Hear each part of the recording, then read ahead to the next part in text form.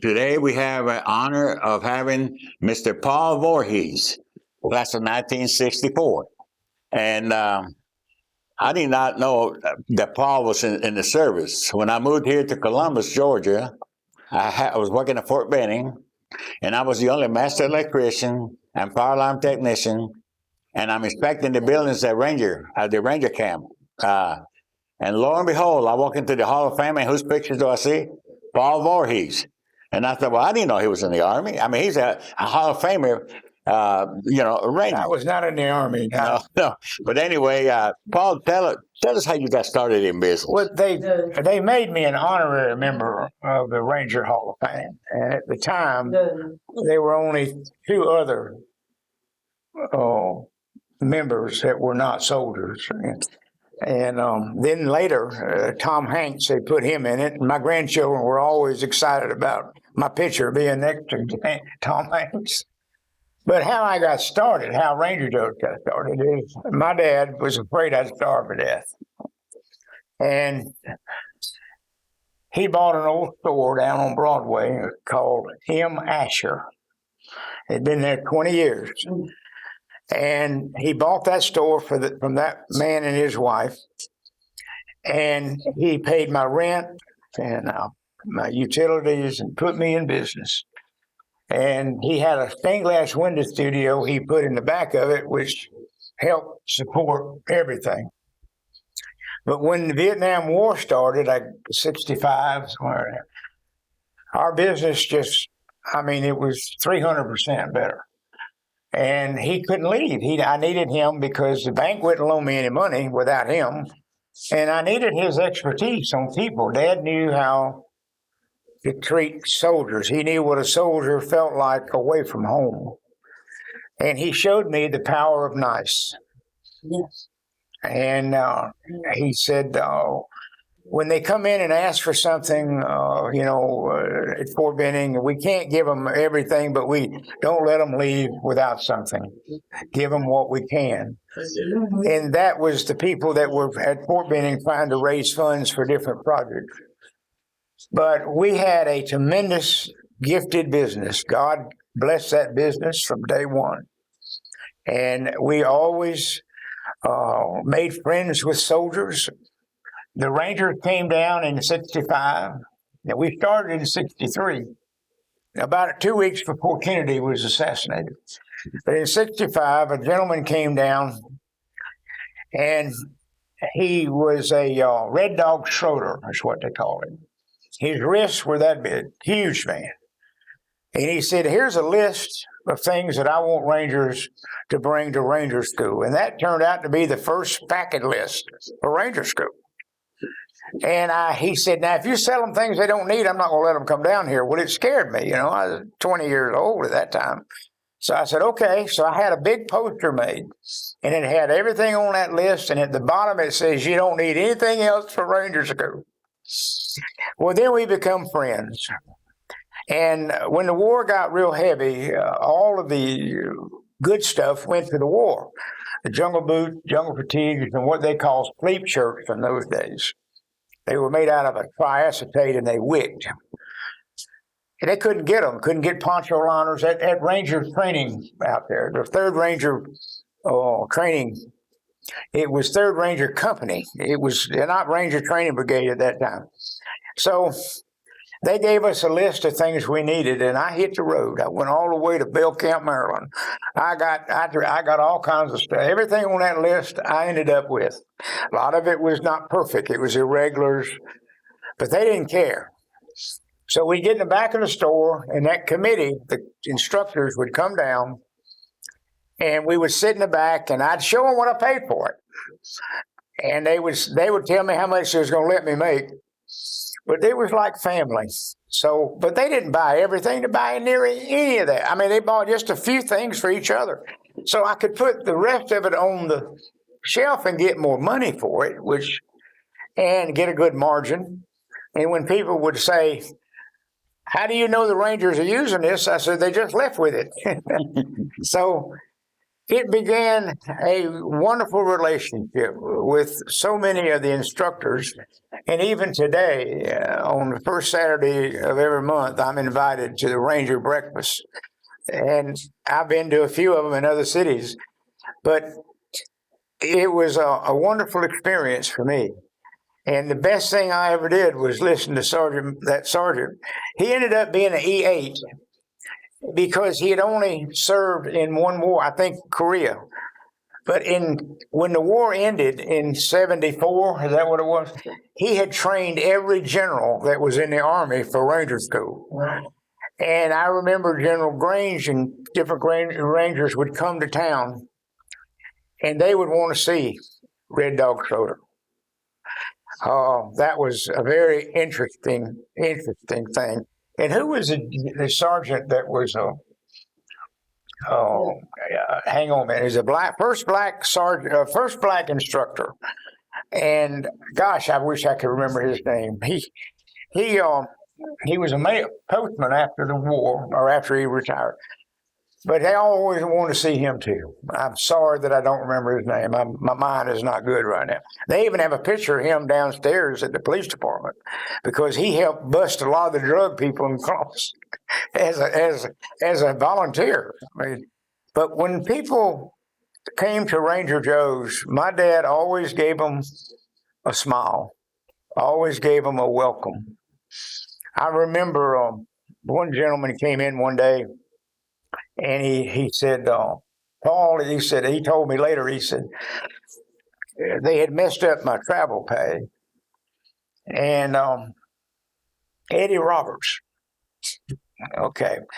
And he said, I came in with a whole duffel bag full of stuff. And I said, ask your dad, I said, I need enough money out of this bag to get back to Fort Bragg. And your dad said, well, how much is that? And I gave him a price. He said, your dad reached in the cash register and handed me that money. We talked for 30 minutes. And he said, when I left, he never did look in that bag. And he said, that I knew was a soldier helping a soldier. And that's what Dad always felt. Well, I was never a soldier, but I got the spirit. And I came up I've been to Iraq 3 times as a chaplain, and from the state of Georgia. And I came up in 2003 with the slogan to me that God was at his best when he created the American soldier. And when you go to war with these people, and I say I've never was a soldier, but I've been to war, but when you ride around with them on patrol and you see how good they are for each other, when they would give that M60 to the next guy, you could drink milk down the barrel. They took care of each other. And this is what makes the military, especially our Army, what they are. It's all about who's next to you. You take care of that person next to you. Now, if Congress could figure that out, if the average citizen could figure that out, take care of your neighbor, we need to put our soldiers and our country before all things. And then my favorite scripture is Colossians chapter 1, verse 17. He is before all things, and in him all things hold together. Amen. That's it. Very true. Is that enough? No. But so you started downtown on Broadway? 1006 Broadway. Okay. And so when did you build the other store? Well, we were having trouble with parking downtown. It was always a hassle. Still. So I found a lot out on Victory Drive, 4030 Victory Drive. And my dad and mother were in Europe. And I bought it while they were gone. And we built a Ranger Joe's there. And over the next several years, we would buy property around it. And one of my great friends, David Moore, who's a Baker graduate, said, you paid way too much money for that property next to Ranger Joe's. I could have bought that kind of property somewhere else for a lot less. I said, not next to Ranger Joe's, you couldn't. But what we did was we got rid of all the strip joints around us, all the the undesirable businesses, and it made a better host for soldiers, is what we did. And it was just like there again, God. It was God's blessing. And every time that something would happen, like with a competitor would get an exclusive on something, somehow somebody would come along and make me a better product for less money. I call that miracles because we always gave God the credit. And I can't tell you how many times that's happened over the years. And so God is responsible for Ranger Joe's. And if he stopped blessing me today, I could not complain. I really can't. Ranger Joe's is a gift. But our soldiers are a gift. And all we ever did was try to take care of that gift. We never say no, especially to a Ranger. The Rangers made me. So, I'm going to tell you the story about your store on Victor Drive. okay. I moved back here 24 years ago, and somehow or another I lost my 101st Airborne hat. So I thought, I wonder if that place on Victor Drive's got one. I went by there, and I asked one of them people working there. Everybody was real friendly. Yeah. I said, who owns this? I said, who's the owner of this? I thought it was a chain or something. Yeah. Somebody. They said, Mr. Paul Voorhees. I said, I wonder if he's anything to the Paul I know. Yeah, I run over him several times playing football. But let me tell you. But anyway, let me ask you this, Paul. Also, this ain't the only store that I have a permanent limp from this guy. Man. So what other locations do you have a store at? Well, we have one at Fort Stewart, and then we that's it. We have a warehouse on Far Road, and it's 28,000 square feet, and that's really the meat of our business is stuff we sell out of the state of Georgia and through that warehouse. God has sent us the best people. We have the best people that really take good care of our business. Some been there 30 years, some been there 20, 15. And their benefits are happy. They're happy with their benefits, and that's what keeps good people is good benefits. A beautiful insurance policy for them. Everything that we think that would keep them there, that would keep them happy. People who worry about going to the hospital and going bankrupt is a great relief is to take care of that, and we take care of that for them. But there's a lot of things they do for us, unbelievable things. And fortunately, I've been able to hire people that are a lot smarter than me. God has sent those folks to me. And they're really very dedicated. And not just to me, but to that business, because that's their livelihood. Paul, thanks a lot. Very interesting story. I just wish you could see my face when I seen your picture at the Hall of Fame, and I'm questioning that. Well, I don't remember him being in service. No, I wasn't. There's still several now that are honorary members. One of them is in Savannah, it's a lady, and Sheila Dudley, I think, and there's several now that are.